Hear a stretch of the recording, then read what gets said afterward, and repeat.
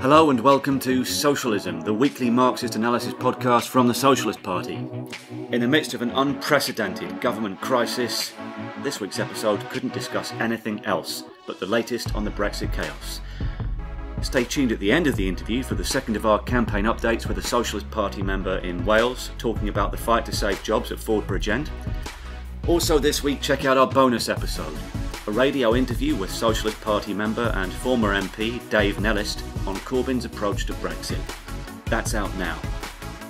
Email us your thoughts or your own campaign interviews to socialismpodcast@socialistparty.org.uk. Now, over to Sarah Rack.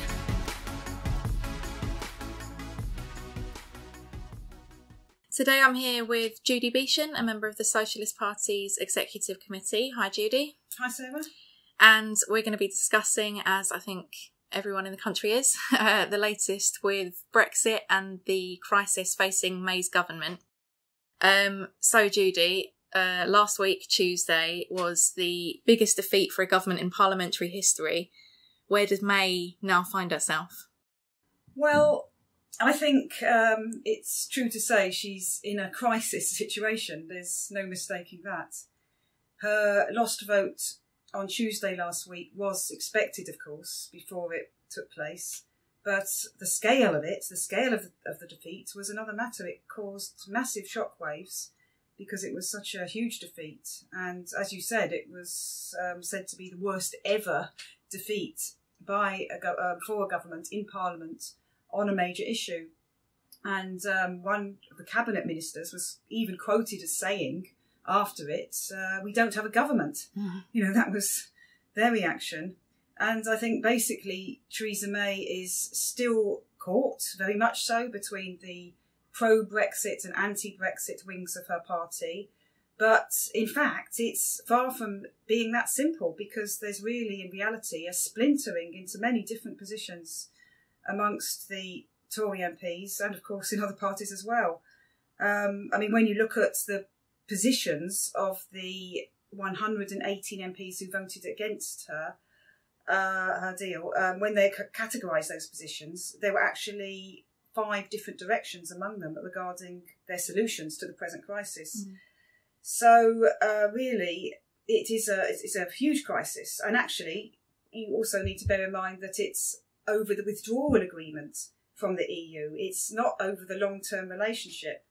So even if a withdrawal agreement is agreed by Parliament, it won't stop the divisions. That's clear. There's going to be ongoing great volatility.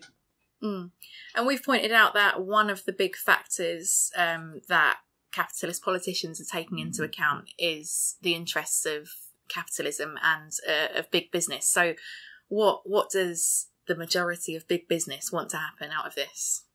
Well, it was clear when the referendum took place in 2016 on membership of the EU that most of UK big business didn't want the UK to leave the EU. They see it as, on balance, against their profit-making interests. I think that's clear. But now, obviously, they've had to face the referendum decision to leave, and they've got a big fear of disruption in the event of a so-called no-deal Brexit. So we've seen that the CBI Bosses organisation has given reluctant support to Theresa May's deal, the one that she negotiated with the EU. And really, in general, they're trying to get the softest possible Brexit, and May's proposals do really amount to a soft Brexit as they stand at present, a pro-big business deal, in fact. But, of course, the point is that she can't get that agreed at present. And that's a huge problem for big business and the entire capitalist class, in fact. So now she has to come back with something else. She's obviously had that deal that you just mentioned rejected. And she's talking about going back to Europe, trying to get further changes and so on. But what changes might she actually be able to get to the proposals, and how is she going to manage that? Well, that's a very good question. I mean, it looks like she's, from the news this morning, it looks like she's going to try to push on with her existing deal, with maybe some minor modifications. And then the press is saying that she's going to go for another vote on January the 29th. And then, if she can win that, the reports say, she would then take a modified proposal to the European Union. So she'd try and do things in the reverse order to the way she did it last time. Mm. And we saw last week that the idea of her possibly moving to include a customs union, which would remove the need for the so-called Irish backstop, seems to have bitten the dust for now, at least, following these cross-party talks that have happened at the end of last week and over the weekend. Because the reports are that she's not managed to get any agreements with any of the other parties in Parliament on bringing a customs union into the proposal. The reports say that the SNP, the Scottish National Party, are making a second referendum on the EU, a condition. The Lib Dems have said that they'd agree her present deal, in fact, if she'd agreed to a second referendum. We've obviously seen some Labour MPs, 71 signed a letter on it, wanting a second referendum too. But May is standing firm on opposing a second referendum because really it would be highly risky for the ruling class in Britain to go down that road. It would be highly divisive. It would increase anger against the capitalist establishment and politicians and alienation from them. May had very strong words on that issue. She actually said that it would do catastrophic harm to people's faith in the democratic process and politicians. But then the other issue is that, of course, it's not just a question of the outrage that would break out if they seem to be trying to overturn the first referendum result, but it's also what would happen if that second referendum just reaffirms the Brexit decision. Where would the Tory government be then? And by the way, it could take a long time to get a decision for a second referendum through Parliament. It could take months, not least in deciding the questions that were going to be asked. And then I'll just add that really there's clearly all sorts of shenanigans going on in Parliament, and we can't predict now what's going to happen in the next days and weeks. There'll clearly be moves by some MPs to force an extension of Article 50. In other words, that 29th of March departure date from the EU. And there's moves by some MPs to change the whole centuries-old norm of Parliament that says that the government sets the agenda of the debate. And they want to instead place it in the hands of MPs in general. But at present, there doesn't seem to be a majority for any proposal amongst the MPs. So, what are they going to do having got that agreed? Yeah, and that lack of any majority is kind of the big problem for her, isn't it? And that even if she did get some changes to her deal, whichever kind of direction those changes were in, would alienate MPs from one side or the other. So there was even an article in the Financial Times last week pointing out that if she softened the deal, for example, to try and win over some of the Blairites maybe to support it, that would open up the possibility of a split in the Tory party from the Brexiteers within the Tories. So that's kind of the dilemma she's facing, isn't it? Yes, absolutely. It's a seemingly unsolvable situation for May without further ruction surfacing, without even greater division breaking out, which can lead towards a split, to be blunt, in the Tory party. But it's a moving picture every day. We'll see how things develop. Rhys Mogg from the hard Brexit supporting European Research Group has suggested that he'd back May's present deal rather than face a no-deal scenario. So we'll have to see how things develop. If May can end up with some convoluted wording that satisfies some of the present rebel Tories, though, she'd still have great difficulty in satisfying all of them. And, of course, the DUP MPs as well, and she would need to do that in order to win a vote. And, of course, she could still try and get some of the Labour MPs to support her deal, but only 3 did last week. I think we can say that any variant on her deal, including on the backstop, really, at the present time, looks near impossible for her, given the size of the revolt that took place on Tuesday last week and the very small majority she's got in Parliament with the DUP. But that's not to rule out an 11th hour acquiescence to a deal that she puts forward. But the alternative is that we could see a total collapse in the cabinet being able to agree any proposal and continue to govern. And in that case, they'd have no option but to call a general election. Now, May clearly doesn't want a general election. The Tories could end up losing it, but she might face no choice on that. And that would be very good, because we're saying that the people's vote that's necessary is a general election so that we can have a Jeremy Corbyn-led government that can then proceed to negotiate a Brexit that's as much as possible in the interests of the 99% in society and not the 1% at the very top. And by the way, I'll just add on this issue that in a general election, the Tories would, of course, face a big crisis over what manifesto they're going to put on exit from the European Union. How can they create one that would draw the Tory party together when you look at the situation as it stands? So you mentioned there no deal, and that is a big focus in the press and amongst politicians at the moment, isn't it? With some MPs putting a lot of emphasis on a kind of desperation to avoid no deal. But what does no deal actually mean? Yeah, well, a no deal Brexit on the 29th of March wouldn't in reality be an exit without any management of it and any preparation for it, because clearly there'd be stop-gap agreements, probably many of them, and clearly there's a certain amount of preparation being done by companies that trade across Europe and by the government as well. And there's measures being talked about, like the Bank of England would possibly cut interest rates to try to boost the economy, and other emergency measures could be taken. But despite all of that, it would inevitably be disruptive to the economy and ordinary people to have a kind of disorderly Brexit without an agreed deal as such. And I think we could say that it would most likely be a very unstable situation for a period of time.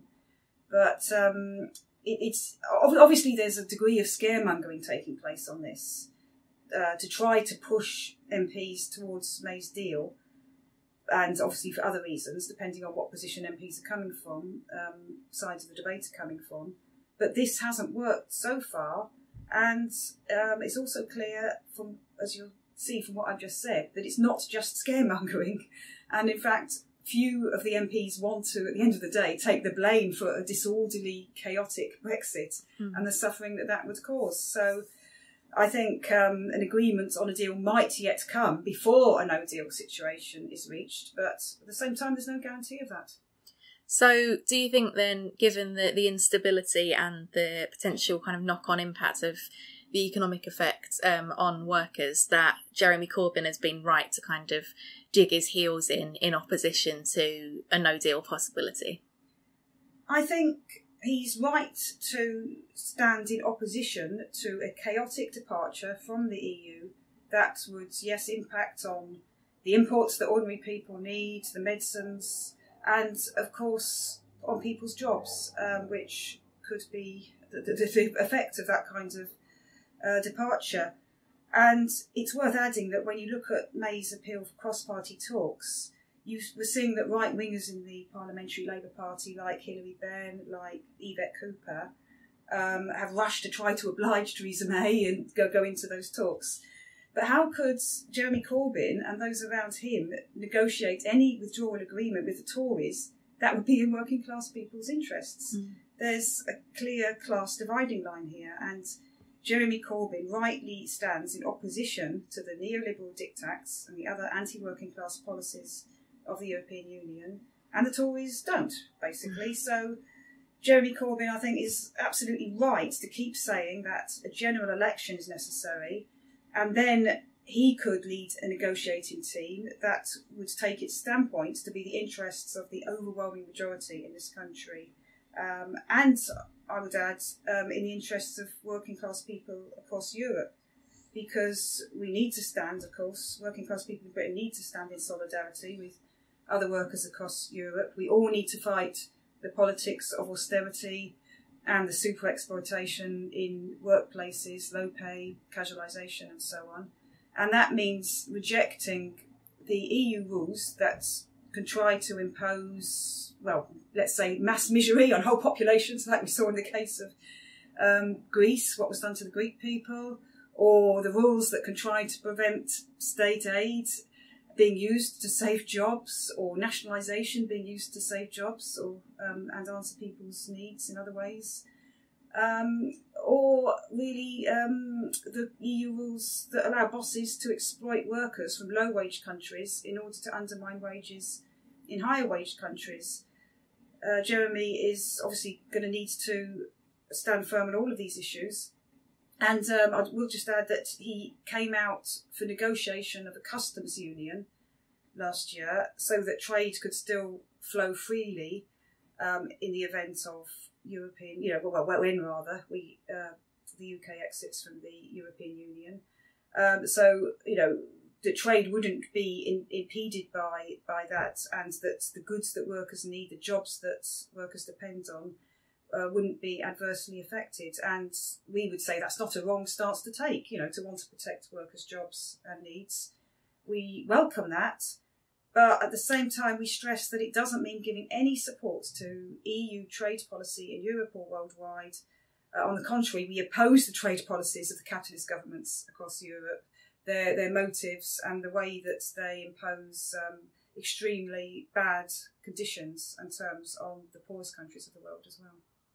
So that's on Corbyn's approach to Brexit. What about his approach to the knock-on effect of it here in the government crisis? Obviously, he moved the no confidence vote later last week after the defeat for May's Brexit deal, and he's raised the possibility of continuing to bring back no confidence votes kind of again and again. What do you think about that approach? Well, obviously his bid for a no confidence vote didn't work last week, but that lack of success doesn't mean it won't work in a new situation. Say if a section of the Tory MPs become enraged enough with their leadership to support one, and then if a no confidence vote does succeed, MPs would have 14 days to try to create an alternative government, and if that fails, a general election is called. But as I said earlier, the government is in such an intractable position with virtually no room to manoeuvre, so there could just be a complete breakdown of government, and we could end up with a general election that way. But I'll just the other important issue is that Jeremy Corbyn shouldn't just try to win a no confidence vote in Parliament to get a general election, but we've raised that he needs to be building and spearheading a mass movement outside Parliament to ramp up pressure for a general election, working alongside the trade union leaders who could be brought on board to lead such a movement as well. Because when you consider that there's over 6 million trade union members in Britain who could be mobilised behind the demand for a general election, and millions more would support them, then that would really be the surest way of making the government unworkable, causing it to collapse and getting to the point of a general election. So it really needs to be a strategy of that, as well as what Jeremy Corbyn's doing in Parliament. And related to that then, what does the Socialist Party say that the workers' movement needs to be doing in support of these demands? Well, firstly, to ramp up the pressure for a general election, as I've just explained in brief. But then that general election has got to be won, of course, by the Jeremy Corbyn leadership. And we've been emphasising that it can be won if he puts a very bold anti-austerity manifesto and policies to raise living standards. And that means a manifesto with socialist measures, basically. And I don't think I perhaps need to go over, why that's needed. Millions of people are struggling to get by, whether on terrible levels of benefits or too low wages. There's millions who don't want to see the NHS run down, privatised, or education or other services going down the same road. And for young people, they need a future that they can look forward to, not a dread of what's to come, and just a fear of a future of debt and poverty, which is, of course, what is offered by the Tories and the capitalist system in general. So these are the issues, I think, that will come to the fore in a general election, and that can lead to a strong vote to get the Tories out. And we saw in the snap general election in 2017 a strong glimpse of that mood, in fact, going in that direction.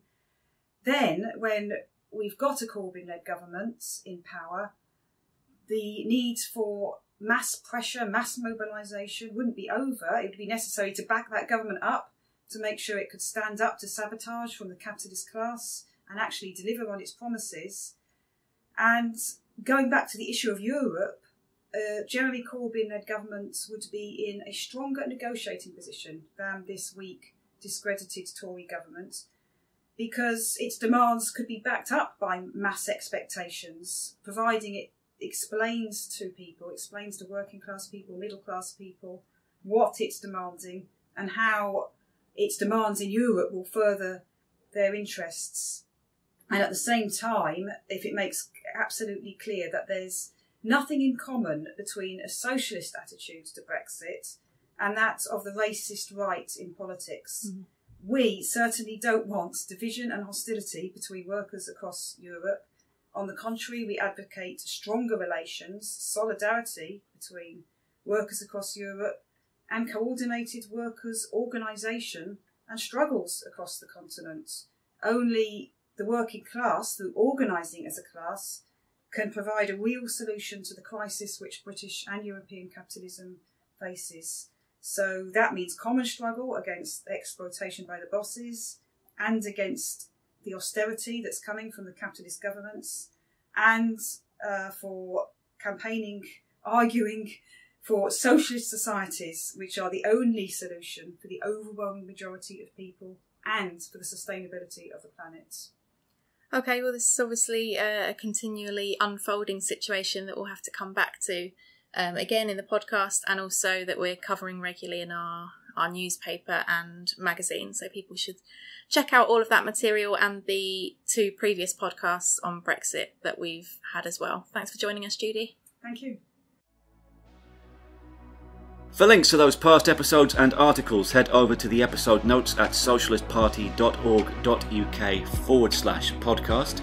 And if you agree with what you hear and want to get involved in the type of campaigning you'll hear about in just a moment, get in touch at socialistparty.org.uk. Plus, don't forget to leave us a 5-star review and subscribe in your podcast app. My name's Ross Saunders. I'm reporting for Socialist Party Wales. We've been outside the Ford factory in Bridgend today, leafleting after the announcement that the company plans to make brutal cuts. Here they're talking about 1,000 jobs going, leaving just 500 workers in the plant, and that'll be a killing blow for this part of Wales, not just in Bridgend but much wider. Workers have transferred here after factories have shut elsewhere, in Swansea, in Treforest, even as far as Southampton, and there are very few jobs like this left. It's bad news for car workers, but for everybody else as well, because there are so few jobs left. There aren't 0-hour contracts, very insecure work, very low paid, and these jobs, thanks to the action that union members have taken over the years, are a bit better than that. We've got to fight to save them. We've all got to fight to save them, because we all have a stake in it.